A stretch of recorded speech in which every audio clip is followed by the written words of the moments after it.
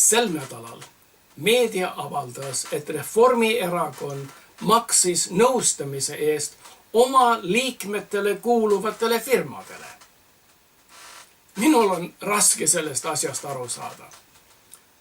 Maksumaksjad maksavad tulumaksudega, kütuseaktsiisidega ja toidu ja ravimite käibemaksudega riigile. Riik siis jagab selle parteidele ja parteid maksavad selle oma liikmetele, et neid siduda parteiga. Kuidagi mäda paistab see. Eriti mäda paistab siis, kui vaatame, kellele need nõustumisfirmad kuuluvad. Üks väga tuntud firma muidugi kuulub autorolluste Rosimannustele. Kes sellised autorollo Rosimannused siis on? Me teame, et nemad kasutavad võõraste raha oma äritegevuseks ja oma isikliku elu kergendamiseks. Kas autorollo Rosimannused õppisid oma modus operandi siis Kallastelt või?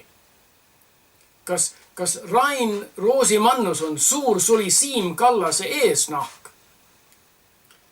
Kui tahame, et vähem maksumaksjate raha läheb sulide tasku, on vaja peletada kõike Reformierakonna kandidaate. Sellest ei piisa, kui meie ei hääleta Keit Autorollo Rosimannusele ega Kaja Kallasele ega Kaltsu Taavile ega Pevkurile. Eesti valimisseadus kindlustab, et need, kes Reformierakonna nimekirja ees otsas on, need jõuavad Toompeale populaarsemate kandidaatide õlal. Võib-olla keegi oskab õigustada autorollo Rosimannuste palkamist, kui nõustamine oleks efektiivne, aga nende ebakompetents suudaks segamini ajada isegi lihtsa 2 auto matuserongi. Nende nõu Kaltsu Taavile lõppes ju häbi ja peaministri koha kaotamisega. Nende nõu Hanno Pevkurile lõppes samuti.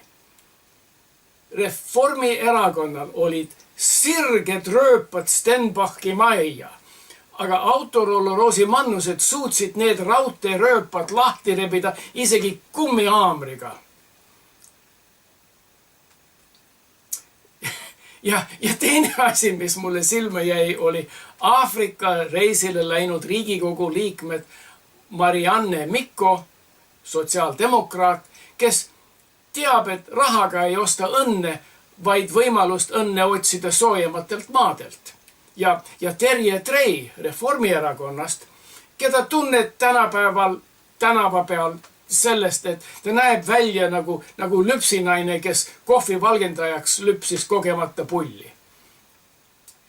Need 2 Eesti mutti sõitsid töövisiidile maksumaksjate kulul Rwandasse. No, Rwandasse! Algus häiris mind nende päevaraha kulutused või nende per diem. Aga seda rohkem ma sellest loost mõtlesin, seda segasemaks see läks. Mis siis seob Eestit Rwandaga? Rwanda! Mille jaoks oli vaja 2 mutil Rwandasse sõita? Vaevalt, et nad seal oma aja ja hüvitised kulutaks ainult baari ääres. Alguses siis vaatasin nende Facebook-lehtedele, lootes, et seal oleks mingi selgitus, kuidas Riigikogu töö vajas raskustega sõitu Rwandasse. Muidugi Facebook-lehtedel oli täielik vaikus Rwandast.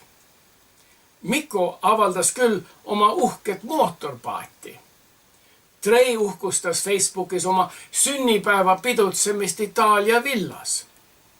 Aga Facebookis polnud midagi Rwanda heategevusest, kaubavahetusest, poliitilistest suhetest, ametlikude visiitidest, ärisuhetest, absoluutselt mitte midagi. Noh, okei. Kui kui nad ise ei räägi meile, milleks Rwandasse sõitu vaja oli, siis mõtlesin, et oskan selle põhjuse ise välja tuhnida. Google'i abil vaatasin, millega see Aafrika riik seotud on. Ega ometi nad ei läinud Rwandasse genotsiidi õppima. Vaevalt, et nad läksid Eesti kasuks Aafrikast eboolat, malaariat või HIV tooma. Scrollisin siis Google leheküljel veel allapooli ja nägin, kuidas Rwanda reklaamib ennast turismi sihtkohaks. Ma saan aru, et Mikko ja Trey võisid reisida turistidena, aga kas siis ei peaks reisikulud olema omast taskust ja mitte maksumaksjate rahakotist? Internetis paistis, et Rwandas on tõesti kauneid looduspaike. Ja Rwandas on võimalik näha gorillasid looduses. Ja gorilladel on võimalik näha valgeid mutte looduses. Kes keda vaatas, kas nemad gorillasid või gorillad neid, kes teab, aga kuidas see võiks välja näha? Kui Rwandast ja Aafrika turistide kohtadest edasi lugeda, selgub, et Aafrika on ka valge muttide seksturistide sihtkoht. Ega mina ei väida, et Mikko ja Trey läksid seksturistidena. Aga kui nad oleks seksturistidena läinud, siis nende Facebookis võiks näha mootorpaadi ja Itaalia villa asemel pilte Rwandas suhete arendamisest. Valitsusele peaks olema see Mikko ja Trey reis õppetunniks. Kui tahad minna komandeeringule, mine, palun väga, aga mine oma hüvitiste rahaga. Hüvitist antakse valitsuse liikmetele suure kulbiga. Õige peaminister nõuaks iga komandeeringu taotlejalt avalik aruanne. Enne minekut peaks olema komandeeringu sihid kirja pandud. Kui need on õiged sihid, siis tagasi tulles peaks olema kõik saavutused kah kirjas. Kui komandeeringute sihid ja saavutused on kooskõlas, siis võiks tagant järele komandeeringute kulud maksta. Kui aga nagu Mikko ja Trey reisil pole kusagil kirjas ei sihte ega saavutusi, peaks nende seiklusreisid olema oma taskust. Praegune peaminister ei nõua korda majja, sest peaminister on ühtse Venemaa malli järele kasvatatud kesker. Jaanus Karilaid kirjutas sel nädalal, et Ratas on Eestit ühendav peaminister. See võib tõesti nii olla. Ratas oskab rahvast ühendada valitsuse vastu. Oleks see viimane näide ainuke, mis ühe nädalal silma ette jäi, aga see nii ei ole. Ratas ju valis endale haridusest ja teadusest teadmata ministri Mailis Repsi. Ratas ei osanudki ette arvata, et imiku kasvatamine ametis võib tekitada raskusi ja oleks maksumaksjatele kulukas, aga ikkagi saadab Repsi töövisiitidele. Minul on raske ratsionaliseerida Eesti haridusministri välismaa töövisiite.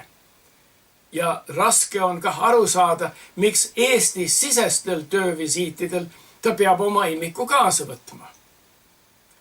Vabandamatu aga on see, et ministri töölised peavad kaasas reisima lapsehoidjatena rahva palgal.